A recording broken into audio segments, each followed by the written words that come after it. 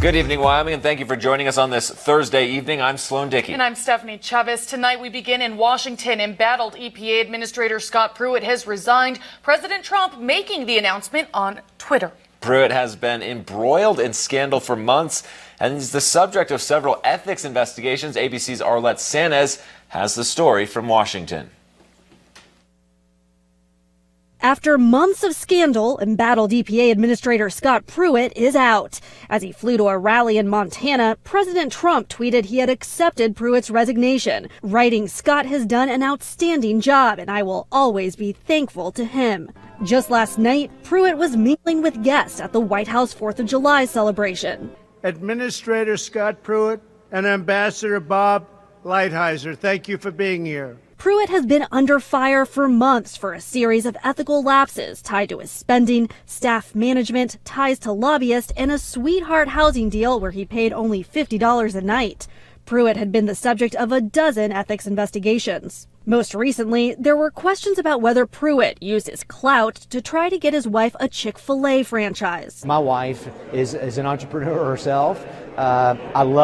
She loves, Chick-fil-A is a franchise of faith. Throughout the scandals, President Trump publicly praised Pruitt, who oversaw the undoing of many Obama-era environmental and climate rules. EPA is doing really, really well.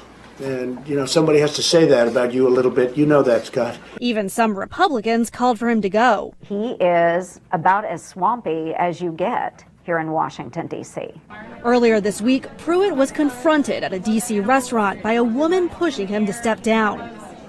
The president tweeted, "Andrew Wheeler, Pruitt's deputy at the EPA, will step in as acting administrator." Arlette Sanez, ABC News, Washington. Thank you, Arlen. Now we have an update on the Badger Creek Fire, which has been burning for nearly a month now, leaving over 21,000 acres scorched. As of Thursday morning, the fire remains at 80% containment, and officials are still looking to figure out what caused the blaze. Crews continuing to work on removing possible fuels for the fire and cooling off hot spots via helicopter. That's one of the primary duties of the firefighters and the engines and the aerial resources that are on scene is they try and establish those perimeters that we hope the fire stays within. And so absolutely, it's a huge victory for our crews and fire personnel. And the area surrounding the Badger Creek fire is currently under Stage 1 restrictions, meaning that no campfires are allowed unless they're in steel ring fire pits within the developed recreational area sites. And now to Colorado, where fires continue to rage there as well. Officials are calling in for backup. KKTQ's Giovanni Pinto was at the Wyoming National Guard while they prepare to fight the flames in the south. The state of Colorado is currently engulfed in nearly 200,000 acres of flames, with containments ranging from 5 to 45%. It's time to call Wyoming for backup. When all the resources in the United States sort of get utilized, they need to bring us in for additional help. As these 8 fires chew through the Centennial State, the Wyoming Air Guard preps their C-130 with a tank large enough to hold up to 3,000 gallons of retardant. We're going to be dropping fire retardant up to 3,000 gallons on the fires. A task that can be extremely dangerous, according to pilots who say they're trying to navigate valleys at low altitudes, all while trying to tame the blaze. It's high altitude, hot, and it's a heavy airplane, so that's really the biggest challenge that we face. Now the MAP's aircraft commander will actually fly the plane from the left seat, while the co-pilot pulls the trigger for that retardant in the right. 6 Wyoming Air Guard members will take off for the Springs later Thursday, although it's not clear which fires they'll fight or for how long. They say, hey, this is just going to be a 5-day activation, and every time that's happened, it's gone more than 30 days. As the C-130 taxis for takeoff, Cowboy State crews can only hope they're the last-ditch help Colorado needs to extinguish those raging flames. Reporting in Cheyenne, I'm Giovanni Pinto. Thank you, Giovanni. And now new at 10 o'clock tonight, truck drivers passing through the Cowboy State said inclement weather is their biggest safety concern. The survey was conducted from June to August of 2017. The topics on the survey included obtaining a commercial driver's license and experiences driving in Wyoming, just to name a few. Drivers were asked to name their top 3 hazards concerning them in the summer and in the winter.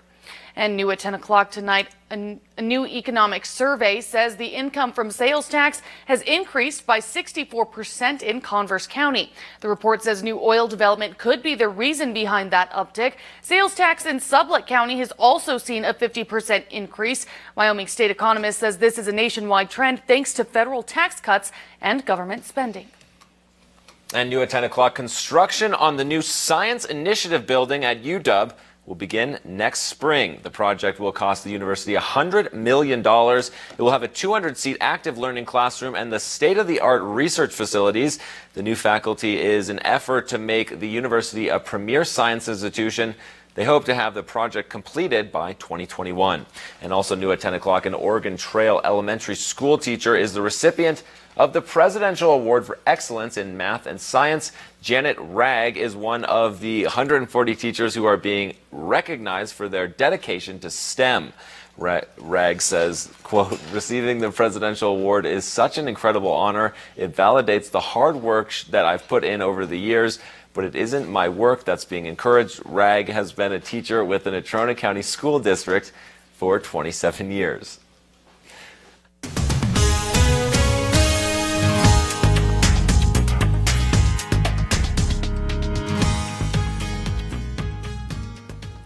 Well, Eric, we had some dry, hot weather out there for the past few days.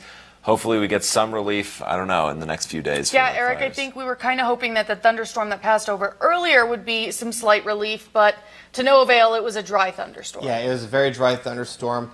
Had the lightning, you heard the thunder, but no rain, unfortunately. Take a look here at Lynx HD radar. You can see